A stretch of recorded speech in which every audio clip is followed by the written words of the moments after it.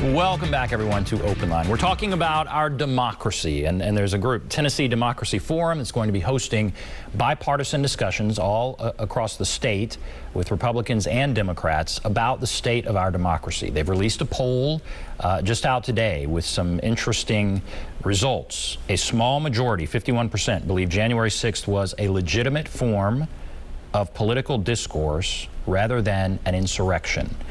51% say it was legitimate, 49% say it was an insurrection. That is within the margin of error. Then, how many believe Joe Biden won the presidential election? 46% believe Joe Biden won, 44% believe Donald Trump won, 11% were not sure.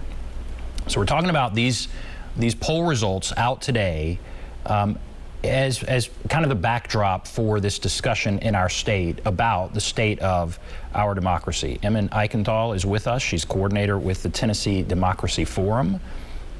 We've discussed what that is, this bipartisan group of people, again, that want to really talk about democracy in these times and feel it's important to do so. And so I've read those numbers. You broke them down earlier, and one of the things that stood out to me was the age gap. You said there was an age gap. Older people felt a certain way. Let's dive into that just a bit. What is the situation with the age gap in these questions? So, as I said earlier, we see that younger voters, so especially that 18 to 34-year-old group, are more likely to believe that President Biden won the election, so 52% to 35% believing it was President Trump, compared to older Tennesseans, that's 65 and older, in our polling, were more likely to believe that President Trump won. So 50% believe President Trump won, 41% believe that President Biden won. And when you look at the breakdown, you see a couple of things. You see that in the state of Tennessee, we're seeing that party divide. So again, that 18 to 34-year-old age group, 36% are more likely to identify as Democrats, 22% are more likely to identify as independents, and 41% are more likely to identify as Republicans, compared to that older age group, 65 and up, where you see a similar Democratic identification at 33%, but a lot fewer independents. So 10% independents and 57% Republican. So if you're 65 and older in Tennessee, you are more likely to believe that President Trump won the election and that January 6th was a legitimate form of protest. Yeah. And if you believe President Trump won the election, I wonder, did you break that out? If you believe President Trump won the election, I guess you would be much more likely to believe January 6th was a legitimate form of protest. Is that a fair statement, or what did you break it down that way?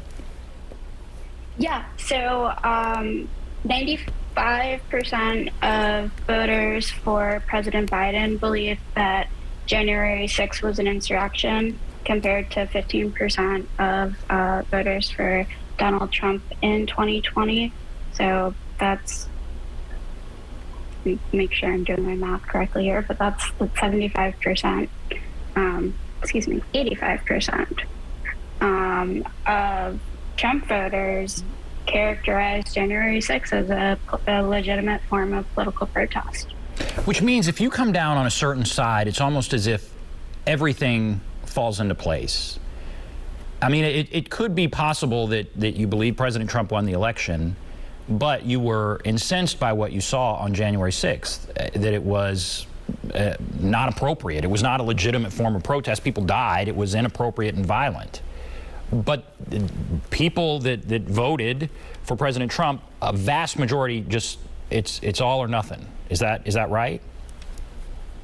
Yeah, I mean, I'd be happy to get the poll to you, but I remember seeing a poll last year of voters in the 3rd Congressional District in Tennessee, and I believe about a third of Republicans said that they wouldn't support someone who voted against certification following January 6th. But so there's a portion, right? There's 15% of Trump voters who characterize January 6th as an insurrection. It's not, 0%.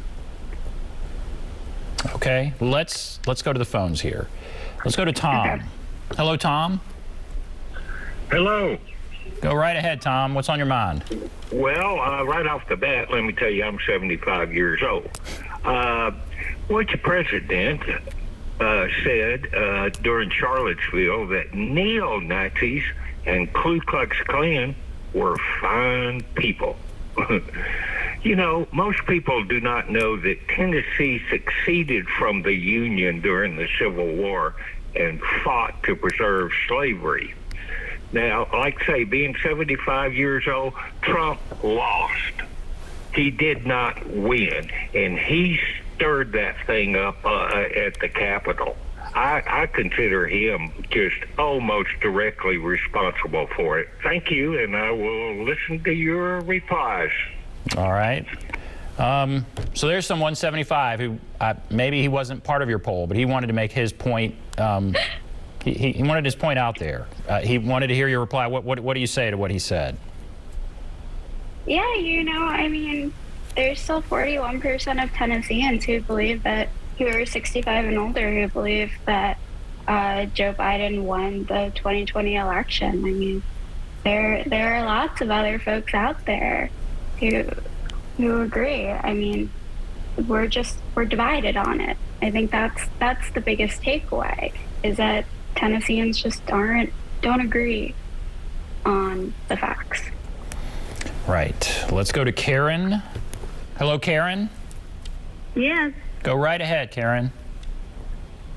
I'm just curious as to where she's getting this information from, these statistics, these numbers. Okay, can you go over that? It's a poll, but go ahead and go over that. Hey, how's everybody doing? Hope all is well. I just want to know where you're getting these numbers from, like these statistics. Where are those numbers coming from?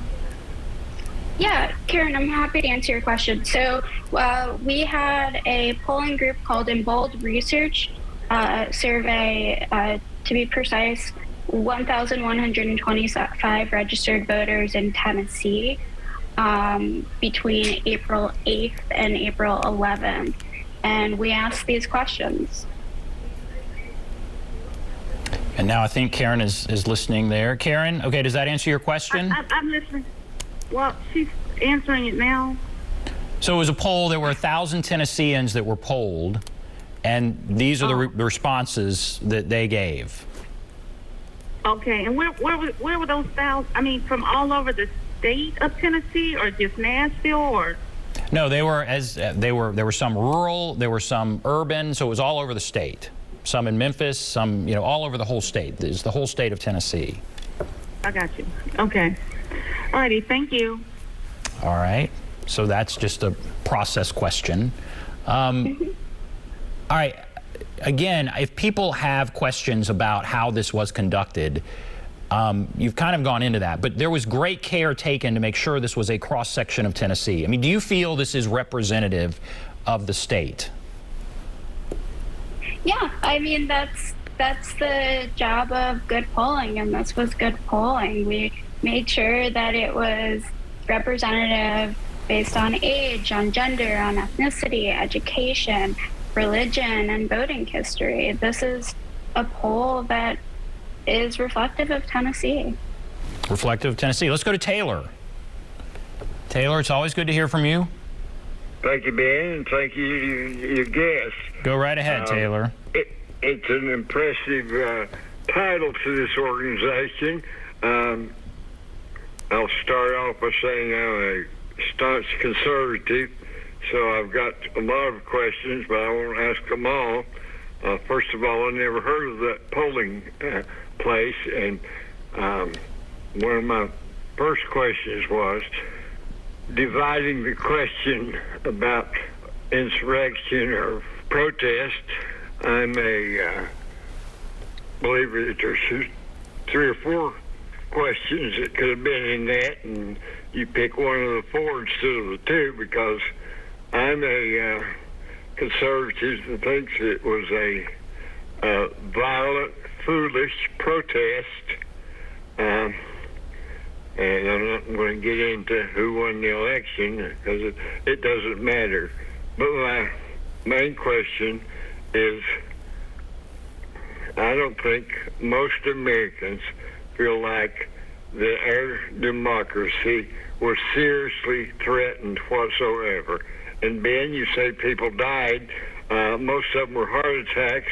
There was one person killed, and that was a protester shot by an officer inside the Capitol. So there was violence, and as far as that goes, there's just the numbers in this survey certainly don't match what the voting history in that election, the most recent elections, or elections before this. So I don't know if this organization is out to change what the vote might be in this next election, or if it's going to be something trying to convert a state that's mainly conservative to a more different thought pattern. As far as Trump, right? Or that's interesting. I don't think either one of them are going to be on the ballot. Hopefully 4 years from now or 3 years from now, which is going to be a lifetime with this administration, 3 more years. So good luck to you. But my last point is, are you organization tied to any particular university, and if so, which one? Thanks a lot. Okay. Taylor, thank you. A lot there. Answer his last question there. Are you tied to any university? Tell us more about this organization.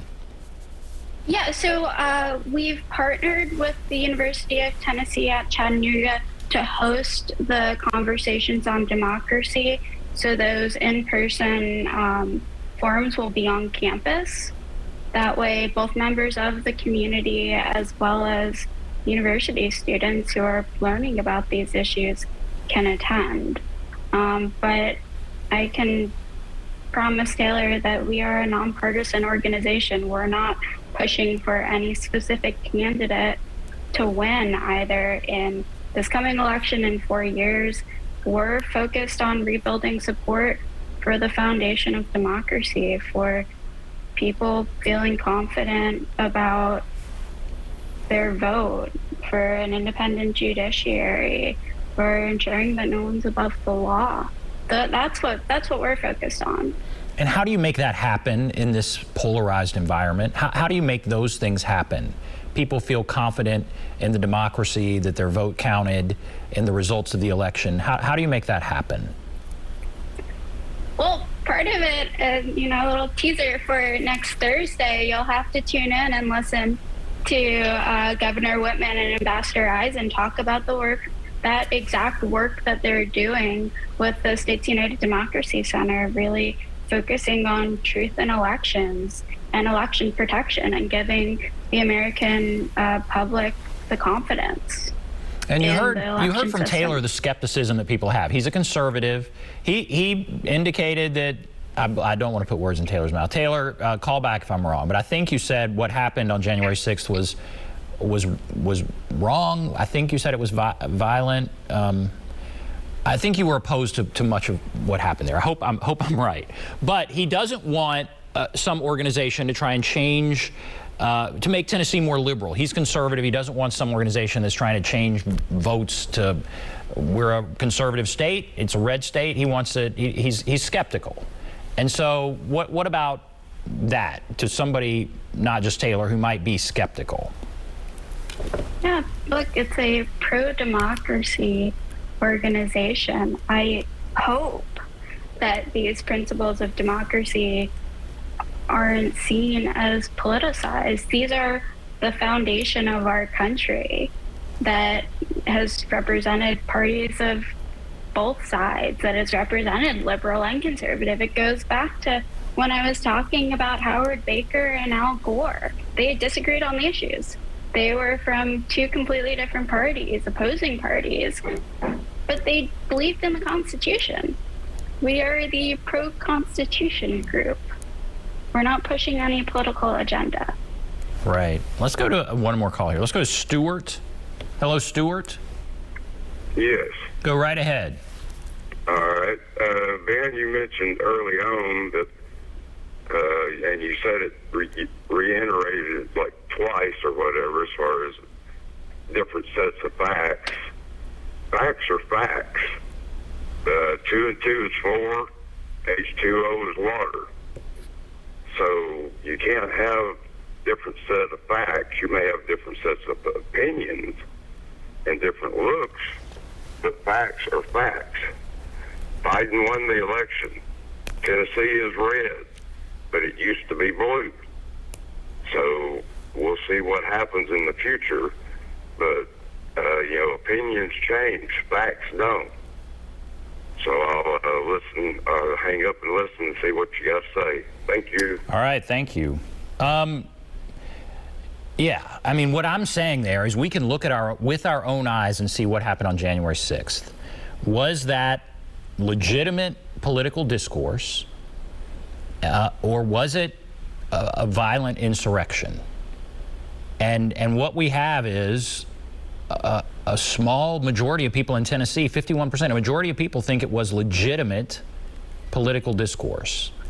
And to me, that's two separate set of facts. But I guess that is an opinion. It's amazing to me you can look at that with your own eyes and come to that conclusion. Now, I think part of what's at play here is people, we're a red state. We're a state that voted for President Trump. And if you voted for President Trump, then it means you fall in line on everything. And part of that might mean that a large majority of those people say, well, that was legitimate. I don't know. But I agree with you. Facts are facts. But we seem to be at a time now where you could watch a news station that would reinforce whatever opinion you have to the point that you might think it's fact. And that's a concern. But I'll let you comment on that, Emily. What do you think about what he just said? I agree with Stuart. Facts are facts. I mean, I'm not disputing that at all. I think what we're trying to do is have a conversation with people about the difference between facts and opinions and to highlight what the facts are. Highlight what the facts are. Okay. All right, we will take a break. We will come back, continue our discussion right after this.